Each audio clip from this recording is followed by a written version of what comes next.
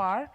I think with Prime Minister Modi's thrust towards yoga and the kind of changes we've seen in the last couple of years, it's a really, really exciting time as far as Indian soft power is concerned. Personally, I remember my encounter with soft power was that with Korean soft power, which was K-pop. And I saw just the very organized way in which the South Koreans were really talking about their culture and what made them unique and different and what they brought to the world, and really outpaced Japan in that endeavor. So I've always been very interested in this topic. I'm very grateful to our moderator, Mr. Alok Dimri, who is a diplomat by profession with an expertise in particular on China and speaks Mandarin, which is always lovely to have someone bilingual, multilingual, I think, right? No? Multilingual. Also, Shantanu and Nikhil, famed fashion designers who have spoken the language of fashion for really the last 15 odd years, if not longer, and really expanded the footprint of Indian fashion in the country and abroad as well. They do a lot of work with textiles, with silhouettes, cuts, do a lot of work with men's fashion in particular. That's also one of their core areas. And really are speaking the language of fashion to Indian fashion to the world. Dilip Cherian needs no introduction.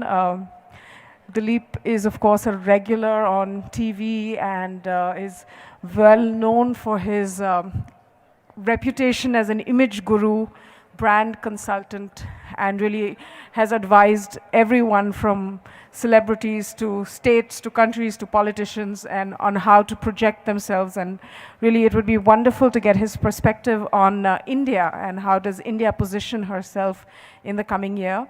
And finally, Hari Varlamani. He is a patron of Indic arts, culture. He has a true passion for Indic civilization. He personally, I think of him as the book's fairy godmother, because he's very kind to start a book club and sends out wonderful, wonderful books for all of us to read and educate ourselves and keep us updated, because so much of Indic civilization and culture has been sidelined. And that's amazing. And I'm saving the last person for now who had to remind me from the corner, Manish Beheti. Where's the chair? Volunteers? It's there. Okay, here it is. Manish Beheti is a cuisine curator. He has over 15 years of experience in luxury hospitality. He now runs a Food for Thought Fest, which is a conversation about food. What he's done is that he's brought SAARC nations and their cuisine together and really exports food and our cuisine to the world. And he brings a unique, tasty perspective to this panel. So thank you so much, all of you, for being. Let's start the conversation. Thank you, Adwaita, for the wonderful introduction. And friends, thanks for being here and also for the sound and microphone, which is back, so I'm delighted. And to carry this conversation forward, Adwaita just has given a wonderful introduction to an esteemed panel here. And as we understand that this evening, we are going to discuss the soft power and the notion of soft power. And the aim is the unleashing part of it in the national context, that where we are and how we are going to do it. And we have an esteemed panel. We have from civilizational to cuisine to fashion to the world of image and communication experts with us. And briefly to set the tone of this conversation this evening, let me say that my own familiarity with this concept was about 15 years ago when this word started trickling into the consciousness of the practitioners of the craft, that what is soft power? And this was also in the context of increasing interface among the nations and cultures and people that happened in the 90s and the first decade of this century. And the notion that how you have, beyond the coercive means, something else at your disposal that could be deployed to national persuasions, the non-coercive means to persuade and have a behavioral impact on a global community and society. Now, keeping that in mind, I would also give you a brief snapshot of my own sense of amazement once I was in China in 2014, and that's the time when the Australian Prime Minister had paid a state visit to India, and they had done some cooperation with India on nuclear cooperation. And I recall somebody at the media conference asked him that, how did you do it? And are you sure about the safety? And the gentleman responded by saying that, who can ever believe that India would ever attack another country or harm some other nation? Now, to me, that moment was that soft power syndrome, that you achieved it without an effort, what it takes, lobbying, and people and the firms to do it. Now, carrying this conversation and that note forward, let me start with our esteemed panelists here. We already have the introduction. We have the communication and image expert, Dilip Cherian. And let me start with Dilip, who is on my left. Dilip, where do you see in today's context where the world is? What are our interests, which are national and international, geopolitical, geoeconomic? And from your perspective, how do we commence and command this unleashing, which is the objective of today's discussion? Thank you. That's a very broad canvas you've described. And I would say that the short answer to how does India unleash its soft power is in the following superstructure. And that is, allow the width and the weight of Indian experience to be translated into products, stroke experiences, stroke products and experiences, let's start with that, which the world will find exciting to interact with. So there are many elements to this. One, the world has to find it exciting. It cannot be some pedantic repetition of something of India's greatness or anything. By all means, it should draw on India's culture and its history, but it should project forward. It should look at the generation that is today consuming this power. This generation, as I see it, the millennial generation, is not overawed by the weight of history and tradition. It wants something which it relates to, and I think Advaita mentioned what the Koreans have done with their music. It has no connection, no remote relation to what traditional Korea stands for. It's modern, it's inventive, it's innovative, it has a width of appeal, and it is willing to go kapow into the future. And it then engages people, and suddenly Korea owns that space. If you continually try and occupy space which the Aryans invaded or the Dravidians had, or some, I'm not saying abandon it, but you can't constantly harp on only that, because the world has moved on. And I would say, as an opening statement, just to start the debate going, I would say, create something, be, shall I say, innovative, go to the very edge of what your experience is, and then do something which makes people sit up, millennials sit up and say, hey, I want a slice of this, or I want to be part of this, or I want to experience it. So whether it is tourism, whether it is food, whether it's fashion, don't necessarily go back to what is called raw basics and say, oh, we have to do things which are in keeping with what India stands for. Go further out, create the new India. And that's what I think would be the root of soft power. No, wonderful. I think the catchphrases, which thanks for setting the discussion here. The catchphrases are futuristic, millennial, and packaging it in a product style that you can sell it in some experience, those who are interacting with it. And I think that's a wonderful moment for Shantanu and Nikhil to enter into this conversation, because I guess that's precisely what they have done, reaching those frontiers, packaging it, and making it what the millennials appreciate and understand. So without further ado, let me quickly get into you, and how do you look at it? No, absolutely. I think Dilip set the right message by saying we got to look at the millennials. I think that's where the new India is heading. And I think we've had a awakening last maybe a couple of years ago where we've always been the non-conformists in fashion, you know, so we've almost sort of tried to break the stereotypical notions of perceiving fashion to be just overtly traditional. You know, India had always been known as a fashion language to be a landscape full of colors, textures, embroideries, handloom. But we sort of kept that flavor going, but we sort of almost, if that was the trend, then we sounded as ourselves to be the anti-trend. So that is one side of India. The other side of India is modernity, where less is more, where the India narrative suddenly became a part of our DNA. And in the last 2 years, we've just understood fashion to be a storytelling narrative of not just fashion being perceived on the runway, but fortitude as well. I think we've had, just recently, we showcased a collection called The Regiment, which was inspired by the Indian Armed Forces and the virtues of the Indian Armed Forces. And what that led us to do was that we sort of looked at the virtues of pride, discipline, unity, and we tried to bring in the gender equality feel factor, which is such an important aspect that India is broadly not known for.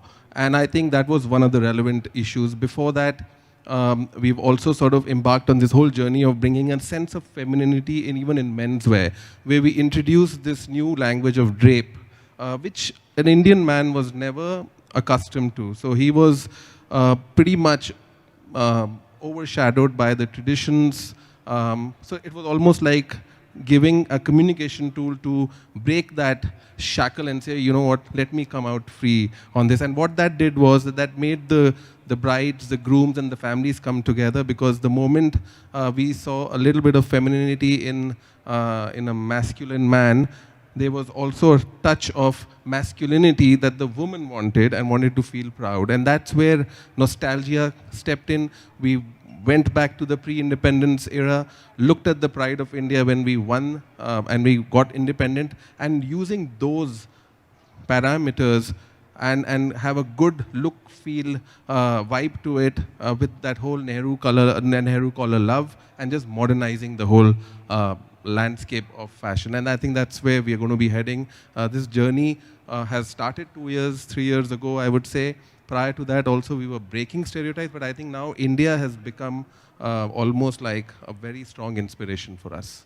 No, wonderful. That's a great idea. And I think here I would request Nikhil to get into the conversation, because one of the intriguing things that I understand from the world of fashion and what you both have done is that you have also explored the non-traditional India, which is beyond the metros. When we talk about unleashing of the soft power and its motives, you have also sort of derived and drawn upon the motives which are beyond the metros and the capital. And that's pretty evident, the way you have gone, picking up motives from unexpected terrains and charters. You talk about the regiment, you talk about asexual cuts, silhouettes, which are both applicable, and the touching the universe of the millennials. Now, here I would like to request if Nikhil could come into conversation and give us a feel of how this metro and non-metro, the suburban India, the tier 2, tier 3 India, and the youth, which is the metropolitan youth, and the other India, and what is the connect between this unleashing of the soft power globally and within? जहाँ तक कि मेरा सवाल मेरे को जो लगता है, Please. भारत में जिस तरीके का आप एक मूवमेंट देख रहे हैं पिछले 6 साल के अंदर, फैशन के अंदर अगर आप देखें, अगर आप म्यूज़िक में भी देखेंगे तो म्यूज़िक में भी इस तरीके के टोन्स हैं कि साउथ से लेके नॉर्थ तक हर इंसान, वेस्ट से लेके ईस्ट तक हर इंसान, हर इंडियन एक दूसरे को समझ पा रहा है. ये तो हमने देखा है पिछले 6-8 साल में बहुत तरीके से हो रहा है. फैशन के अंदर भी लोग एक दूसरे को समझने की कोशिश करते थे, अब ज़्यादा समझ रहे हैं.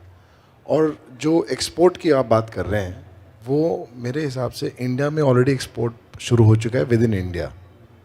और ये जो हमारा अद्भुत देश है, इसके अंदर इतनी कमाल की जगह हैं कि ये कई देशों की तरह एक देश बना हुआ है जिसके अंदर एक्सपोर्ट शुरू हो चुका है. मिलेनियल्स, जहाँ तक का सवाल है, छोटे शहरों से निकल के बड़े शहरों में आ रहे हैं, और बड़े शहर के लोग अब छोटे शहरों में जाना पसंद कर रहे हैं.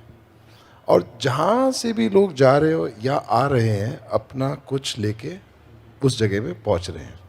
सो अगर ट्राइब्स हैं राजस्थान के, whether they are coming from the Thar desert, they are getting their brooches, their tribal jewelry. वो बड़े सिटीज़ में आके वो अपने नथ पहन लेते हैं, मर्द इयररिंग्स पहनते हैं. वो एक ट्रेंड बन रहा है, लोग पसंद कर रहे हैं. आमिर खान अब नथ पहन के घूम रहे हैं. तो ये export has started within India. There's a beautiful chaos of design that's going on. And it's a great moment for us.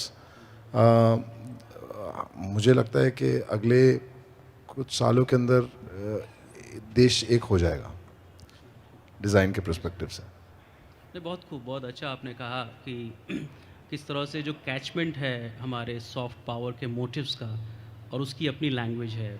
I think I did here you से कि नॉर्थ से साउथ सारे म्यूज़िकल नोट हर कोई समझता है और music creativity और fashion की भाषा में डिस्टेंस नहीं है. The moment you present it वो सबको समझ में आती है. और इसमें हमारे urban and non urban and big cities and small cities उसका डिस्टेंस भी कहीं ब्रीच हुआ है और शायद उसमें हमारी जो डिजिटल इंफॉर्मेशन एज है उसका भी एक अपना रोल रहा है. और beautifully expanding this conversation of motives and soft power catchment जो आपने कहा, उसी की थीम पे मैं आगे बढ़ता हूँ और हरी पे आता हूँ बिकॉज हरी का catchment is even further vaster as I understand that you look at it from the civilizational and Indic perspective. Now from these alphabets, it's a word festival. So we are talking about the alphabets, so communication alphabets. Then we moved on to the narrative of the fashion and creativity. आप इसको किस वेंटेज से, जो आप Indic civilisational cultural motive के perspective से आप इसको कहाँ देखते हैं और आपको कहाँ लगता है कि इसकी अनलीशिंग में there are areas where further work can be, how to take it forward? Thank you. We have set up a foundation called Creative India Academy. The specific purpose of this is to be an advocacy platform, to make India a global soft power in a defined period of time. So trying to make a business plan that by 2030 we can clearly, with tangible and measurable parameters, we can say, yes, India has become a global soft power. That's the basic purpose of it. Now, how do we do that? So what we've done is we have broken up soft power into 12 verticals. The first is spirituality, then yoga, Ayurveda, design, which could include fashion, graphic design, industrial design. It could include substrate furniture, cuisine, visual arts, performing arts, music, literature, films, tourism. So these verticals, if you actually make a business plan of 25 top cities in the world based on GDP, based on the presence of Indian diaspora, then we look at how can we see in each neighborhood how many yoga studios are there, how many yoga studios can be there, right? How many restaurants are there in Adelaide which serve a molecular gastronomy experience, which he would talk about, or which would a vegetarian restaurant. So if you actually break up into city-wise and see what's the impact of a culture across these 12 verticals, you can actually and map what is the presence of the Indian diaspora there. Then you can have a fairly a matrix of what is the potential that is there. Once you make this, actually this came about because in 2000 when we set up an incubator, 99, McKinsey made a business plan for NASSCOM to make India software global power, and to say that we can reach $50 billion by, in 10 years' time. So if we have a business plan like that and break it down into these 12 verticals across the 50 cities and see what's the presence today and what's the market demand in all these cities, then we have a sort of a war room, a control room kind of a perspective, and saying that, hey, in Perth, there are 10 restaurants, maybe there's a potential for 5 more. How do we see that, right? So you can actually plan everything. The one important thing is that we have to look at culture from an economics point of view. Culture is good, civilization is good, but the moment you change your perspective and say, what's the economics of this culture, then your perspective changes. How do I make them a global chain? How do I ensure that they're in every fashion festival? What is the intervention that they need is what I should look at. What's the art galleries that are there? What's the biennales that are there? How do I ensure that in every biennale, there's an art gallery from India or a collection of art galleries there? So these are the interventions. So far, the soft power that has happened, or what we have achieved today, is only because of a pull. The time has now come for a push strategy, wherein we now do this kind of a business plan, look at how do we push and have a defined period and say by 2030, I will be a soft power. That's the way to look at it. So now what are the 3-4 things that we are trying to do? One is we are trying to set up a software fund, an angel fund, which will invest. If he comes up with a restaurant saying that, okay, Washington, there's a need for a modernist cuisine restaurant, there's a potential there. New York, Manish has done very well. Indian Accent has done very well, and he's opening in London. Now maybe in San Francisco, there's an opportunity for a restaurant there. Now how do we fund that, right? So that's the thing where this angel funding, a software fund, would try to look at these kind of ventures. The other thing is that most of these businesses are small-scale businesses. They're not scaled. How do we get scale? Unless you have scale, the investors won't come. So for example, Khazana. You have Khazana in 51 Buckingham Gate, and you have Khazana here in Taj. But why can't Khazana be a global chain, right? Now, that's not happening. If you go to Palo Alto, you can see a Tibetan handicraft shop on the road, but you don't see an Indian handicraft shop. Now, how do you create a global chain of handicraft, and how can I incentivize Khazana to say, now let me open 10 Khazanas all over the world? What's the kind of funding required? This government has announced a sovereign fund in the first budget of 10,000 crores. I don't know what has happened to it, but that's one of the incentives, interventions that they can do. The other intervention is in terms of, for example, Mudra Bank. Mudra Bank is a refinancing bank. The perspective of Mudra Bank right now is looking at entrepreneurs in India. But if you start looking at entrepreneurs outside of India, Indians outside of India, then look at, I live in Singapore. If we tie up with DBS Bank and say any entrepreneur in Singapore who wants to set up a business, whether it's a restaurant or whether it's a yoga studio or whether it's a handicraft shop, we will refinance you. You go ahead and give it, right?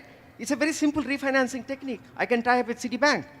So automatically the perspective is that I am now looking at financing Indians outside of India as a refinancing mechanism and encouraging them to set up the outlets, the distribution outlets that he can franchise to, and then you are encouraging entrepreneurship. So the perspective is economics. That's the perspective. No, wonderful. I think there is a beautiful convergence that emerging now. We started with Dilip, who says that let's package it into experiences. And Shantanu and Nikhil spoke about how they have gone about picking up the motives. And I hear you that you are emphasizing on creating a business plan. You are talking about the economics of it, and you are also saying that we have space for proactive interventions. What you have said that so far what has happened is more of the pull factor of it. Briefly, I would like to come into the conversation here once again because there's some interesting thoughts that have been generated. You know, what we have done with yoga, like IT was known, even the cuisine to a great extent was known, and Ayurveda also to an extent was. But you know, what has happened on the yoga front, the unraveling of it in 2 years and 3 years' time, it's mind-boggling and no cost. Now, this kind of a campaign, which is not purely economic and commercial, and it has the potential of the studios that you're talking about. How do you see these cross connections being made? That on the one hand, we bring the brand of yoga, Ayurveda, Indians' minds of IT, that, we are very intelligent people. People see us that way. And that perception, a brand perception, a perception of brand, and how do we connect the economics and the commercial of it? Any thoughts on that? Yeah, we looked at one yoga wear company out of Bangalore for investment. Just to give you an example, how we've lost this economics, we don't think about economics. Now, there's a company called Lululemon, based out of Vancouver. It started in a yoga studio. And the business plan of that was yoga wear. And today they make $269 million profit. Last year they made $269. It's a multi-billion-dollar company. So we just lost it out. We just lost that. So now, even after this yoga push in the last 3 years, we have to think what are the things within the value chain of yoga that we can look at. Yoga wear, yoga mats is obvious, right? What about yoga schools? Now you can set up 4 yoga schools, certify it. And if you go to any of the Far East resorts, everywhere you can, they all have Ayurveda and yoga. We should employ our people there. We should send trained, certified people from India to all the, whether it's the resorts in Bali or any of these places. So you think of services. Services and products, as he was talking about, and experiences. Experiences should come from here. We don't have a yoga circuit here. If I want to go on a yoga retreat, if you do a Google of yoga retreats, it's all in Bali and in the Far East, in Koh Samui, and these kind of places. We're not even there. So if we want to do a yoga, I mean, people come to Mysore. I mean, you go to Mysore, there are thousands of people living in as paid guests learning from the Mysore school. Or if you go to Pune. So we have not captured that whole. So when we think of, okay, now this is Yoga Days happened 3 years. Now what is the value chain on services and in products that we can capture? That's what we need to think. So moving to the next logical step of it, I'll bring you, Manish, into conversation here. I mean, of course, you have views about it, but the domain that you are in, the cuisine and Indian cuisine, I mean, do you get a sense that there we are ahead of the curve or behind the curve? Or is it pull still there, or is it push which has started working on it? Where are we on that?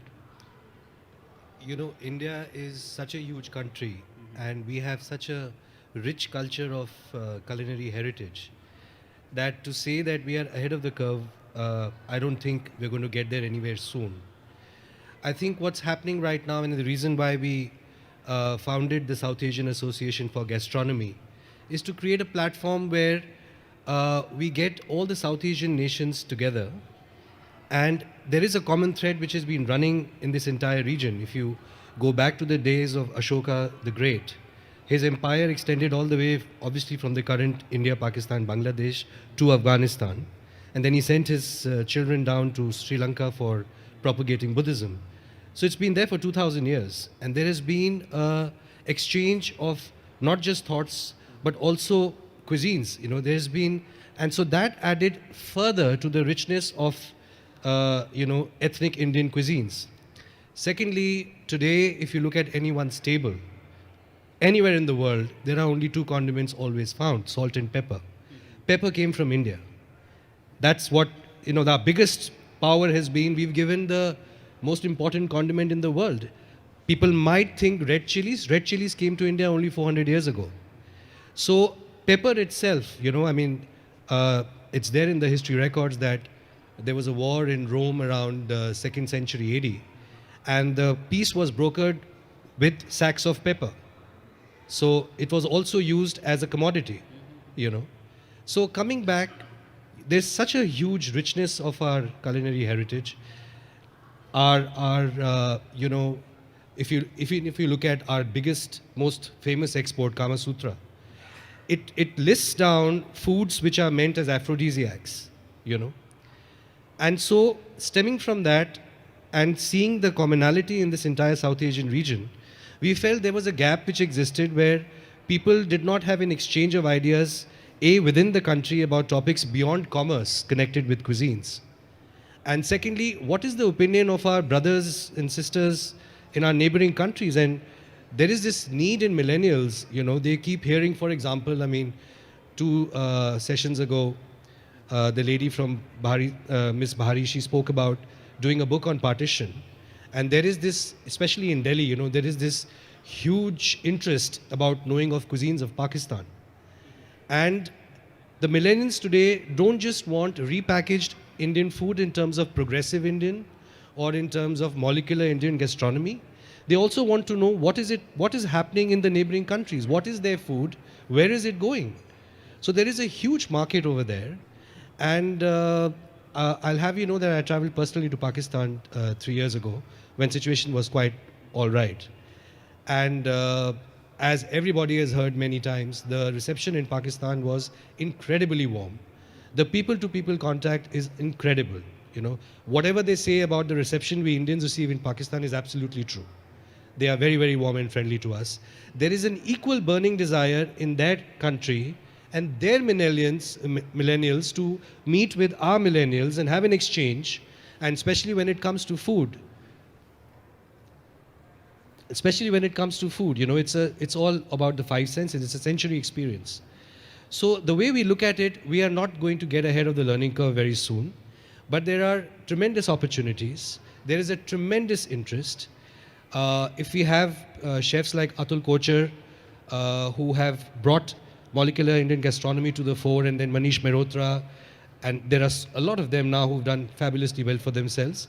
There are chefs in Pakistan as well, there are chefs in Bangladesh as well, who are saying, hey, listen, let's reinvent ourselves. I mean, they want to take the heaviness out of their cuisines, use the traditional spices, and reinvent the entire cuisine. So there is a huge pull, there is a huge push, and the market is just waiting to explode, I would think. No, great for that pepper bit of it, which is very instructive for us to learn about it. And also the underlying notion in your thoughts that how these connects run far deeper and they go back. And the panel that we have today is perhaps only the tip of the iceberg. The untapped potential, so to say, the sense that I get is huge. I think we do have a demand on time, but I would like to come back to Dileep on this conversation. Dileep, we have looked at specific sectoral things here. We heard about, I think Hari brought in that a broad spectrum perspective of it. Would you have a concluding thought in it? I think taking off from what Hari said and the subject of food and fashion, in creating a business plan for India's soft power, we need to understand what are the low-hanging fruit. We need to take quick advantage of it, because as we know, this is a government which is willing to back those ideas, whether it's Mudra, whether it's other financing schemes, the India Sovereign Fund, etc. The first thing is money. The second thing is having the creative people break barriers, not worry about rules and do it. But the third is, you have to experiment a lot and you need to fling a few ideas around and see what actually gets off take. Where India, basically I think we are not as a people great risk takers. And in culture, we should take the risk, take the leap and see whether we can do it. And established players are unlikely to do that. Millennial entrepreneurs are possibly going to do it. That's my take. Friends, I guess the conversation was just warming up, and it was a wonderful evening. And with Manish, I think the food also, there was the right time. But I guess there's always a time to say that we will have more conversation in next sessions. Our panelists are here, but the time is of supreme importance. So let me say a great thanks to a wonderful panel here, and hope and wish that this conversation continues. I do not think that we have time for Q&As, but we are around and we can have this conversation after this. So let me thank our wonderful panelists once again. Thank you so very much for coming and joining us this evening. Thank you.